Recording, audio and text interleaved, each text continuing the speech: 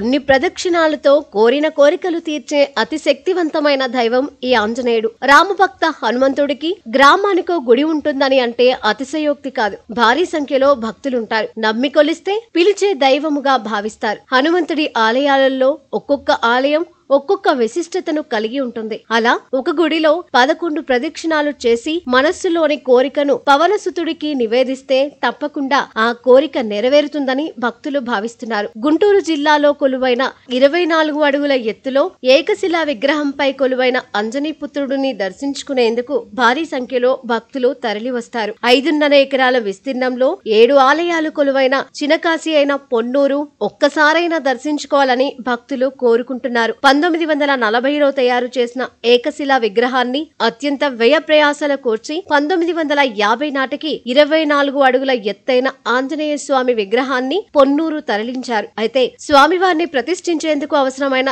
ద్రవ్యం లేకపోవడంతో 1969 వరకు స్వామివారి విగ్రహాన్ని బల్లపైనే ఉంచారు. 1969లో జగన్నాథ స్వామివారి అమృత హస్తాల మీదుగా స్వామివారి ప్రతిష్ఠ జరిగింది. అప్పటి నుండి ఇప్పటి వరకు హనుమంతుణ్ణి సేవించుకునేందుకు భక్తులు పెద్ద ఎత్తున తరలి వస్తున్నారు. స్వామివారి ముందు నిలబడి తిలకించాలంటే తలపైకెత్తి చూడాల్సిందే. మెట్ల మార్గం ద్వారా పైకెళ్లి స్వామివారికి నిత్య పూజలు చేస్తూ ఉంటారు. ఆకు పూజ ఇక్కడ ప్రత్యేకంగా చెప్పుకోవాలి. మంగళ, శని, ఆదివారాల్లో ఈ ఆకు పూజ చేసేందుకు పెద్ద ఎత్తున భక్తులు మక్కువ చూపుతూ ఉంటారు. అదేవిధంగా 11 ప్రదక్షిణలు చేసి తమ కోరికలను స్వామివారికి విన్నవించుకుంటే ఆ కోరిక నెరవేరుతుందని భక్తులు భావిస్తారు. తమ కోరిక నెరవేరిన వెంటనే 108 ప్రదక్షిణాలు చేసి స్వామివారిని సేవిస్తారు. అనేక పర్వదినాలు ఇక్కడ పెద్ద ఎత్తున జరుగుతాయి. స్వామివారి ఆలయం పక్కనే అఖండ జ్యోతి నిత్యం వెలుగుతూ ఉంటుంది. అనేక విశిష్టతలు ఉన్న స్వామి ఆలయ ప్రాంగణంలోకి అడుగు పెట్టగానే